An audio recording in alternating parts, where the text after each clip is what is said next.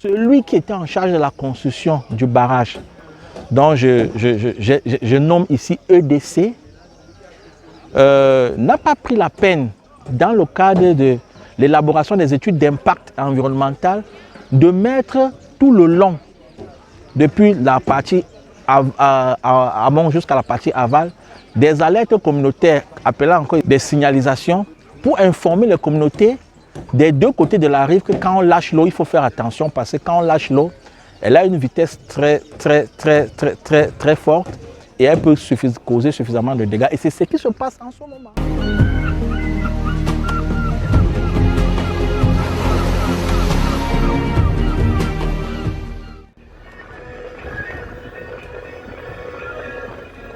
Nous sommes à Nangaïboko, une commune du centre située à 166 km de la ville aux 7 collines, Yaoundé. Le temps ici est une douce caresse pour la peau, un climat tempéré, favorisé par une voisine agréable, la forêt. Mais ce décor de carte postale cache bien mal les dégâts que lui inflige le développement. En effet, non loin de la ville à intervalles réguliers, des douches froides de milliards de mètres cubes sèment la terreur. La flotte provient du barrage de retenue d'eau de Lompanga. Une fois les vannes ouvertes, c'est les villages voisins de Nangaïboko qui boivent la tasse. Rien ne résiste à ces eaux déchaînées. Écosystème, arbres, vie, tout est balayé en un instant. Le barrage de Lompanga nous a vraiment nuit à beaucoup de choses. Parce que tout ce qu'on faisait bien avant, il y a changement, tout a changé. Comme vous, ma fille, vous êtes là. Vous pouvez arriver le soir, à 20h, j'ai déjà de quoi vous faire manger, pas à l'aide de la Sanaga. Maintenant, j'ai même passé toute la nuit d'aujourd'hui à la Sanaga pour pouvoir trouver ce que mes fils viendront manger. Jusqu'à ce matin, je n'ai pas pu avoir même 2 ou 3 poissons. Notre voyage commence ici. Au départ, pour allier la zone sinistrée, 90 km nous y séparent.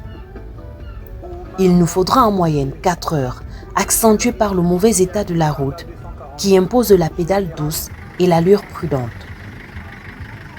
À défaut du tracé terrestre, il y a aussi l'option de la voie maritime. La mission avancée à préparer le terrain, c'est des plaintes qui nous accueillent. Les porte-voix des agriculteurs, de pêcheurs et les creuseurs de sable. Le constat est alarmant. La faune, comme la flore, est en péril. Il y a des moumoutes parce qu'à un certain moment-là, on ne vit plus. Les mouches tétées, on n'avait pas. L'eau d'Assanaga qu'on buvait, on ne peut plus. Les puits même qu'on fait, les forages qu'on fait au village, on ne peut plus. On buvait l'eau. Bon, normalement, on buvait l'eau d'Assanaga. Mais maintenant, vous buvez Maintenant, on va déjà à 3 km. Mon activité du sable et Lompanga, ça a diminué toutes les capacités que je faisais. Ça a diminué la clientèle. Ça a diminué mes éléments parce que ça m'a multiplié le travail. Je prenais le sable à quelques mètres, je mettais ça au débarcadère ici. Maintenant, je prends le sable à des centaines de mètres. Arrivé, je commence à retransporter dans les seaux pour mettre au moins à 15 mètres de l'eau. Parce qu'à n'importe quel moment, l'eau peut inonder. Et quand ça inonde, dès que ça envahit un tas de sable, quand ça ressèche, ça part vers tout le sable. Voilà. Bon, Lompanga maintenant nous nuit beaucoup plus par rapport à notre déplacement de l'autre côté, là où nous avons nos champs. Les femmes ont les difficultés de traverser maintenant parce que nous avons initié nos femmes à la traverser. Quand je n'ai pas le temps d'être avec elles ensemble, elles prennent la pirogue, elles s'en vont, elles traversent elles. Mais comme l'eau s'agite avec les vagues et autres, elles ne peuvent plus. Il faut attendre que l'homme soit là pour qu'elle puisse traverser et aller trouver de quoi est-ce que peut nourrir la famille. Vraiment. Maintenant, c'est l'Ompanga. L'inondation a changé tout parce qu'au moment où vous êtes en période de sécheresse, demain matin, c'est déjà inondé. Quand vous dites que bon, comme ça a inondé, est-ce qu'on peut pouvoir changer un rythme de tout, pouvoir trouver ne serait-ce que ce que l'on peut manger? Le soir, ça a changé. Des hectares de terres agricoles sous les eaux, la perte des récoltes, la raréfaction de centaines d'espèces de poissons, autant d'éléments qui provoquent des exodes rurales pour la recherche de meilleures fortunes ailleurs. Il y a pire, certains conjoints confient avoir perdu leur compagne en même temps que leurs revenus. La rentrée prochaine ajoute une inconnue à une équation déjà bien compliquée. Moi, je suis née ici, c'est mon village. Nous souffrons ici. Les femmes souffrent vraiment ici au village. On descendait à la Sanaga, moi, j'ai apprêté les rentrées scolaires avec les huîtres de l'eau pour mes enfants.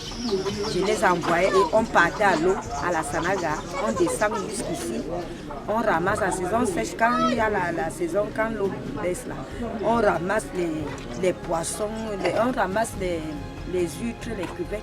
Ça fait que je peux vendre pour avoir un peu de 100 francs pour la rentrée scolaire. Le trousseau même, j'ai fait les trousseaux de mes enfants avec les huîtres d'amour. Mais à l'heure actuelle, si, on ne connaît pas où on monte, où on descend. Le pain même qu'on mangeait déjà, on mangeait comme ça. Les champs même qu'on faisait là, au bord de la Sanaga, rien ne produit plus.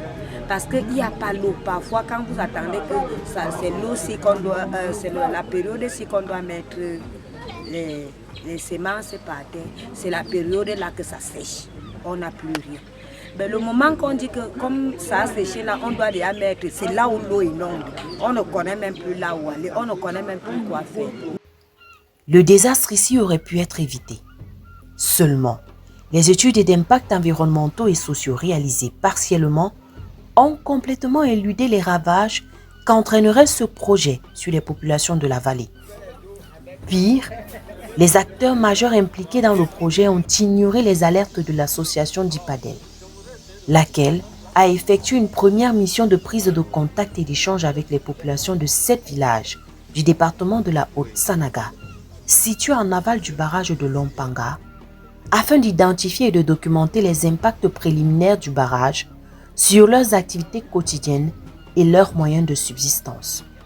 En collaboration avec SILAD, une association locale, ils ambitionnent de porter un plaidoyer pour le respect des droits socio-économiques des populations impactées par le barrage de l'Ompanga, qui vise à mettre en lumière et à faire valoir les droits des communautés riveraines.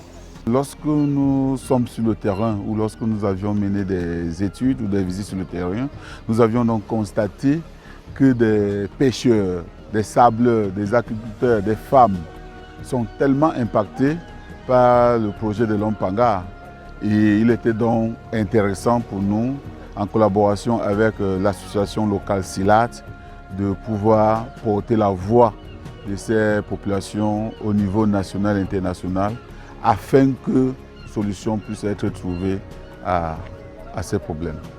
Nous partageons le voyage auprès d'un consultant qui explique en ces termes ce qui doit être fait pour régler le problème. La solution principale amène rapidement à parler des compensations.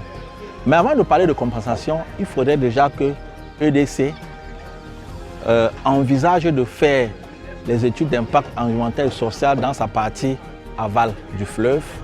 Et une fois qu'elle aura réalisé cela et qu'elle a mis en place un plan de gestion environnementale et sociale, elle doit engager donc une collaboration avec les communautés riveraines qui sont impactées par ce barrage et avoir une discussion ouverte, sincère et franche sur la table, quitte à ce que de manière commune et concertée, elle puisse trouver une solution efficace, durable, qui va satisfaire les deux. C'est pourquoi je parle de compensation.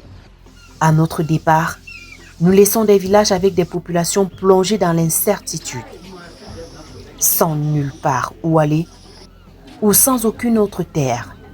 Que vont-ils devenir ?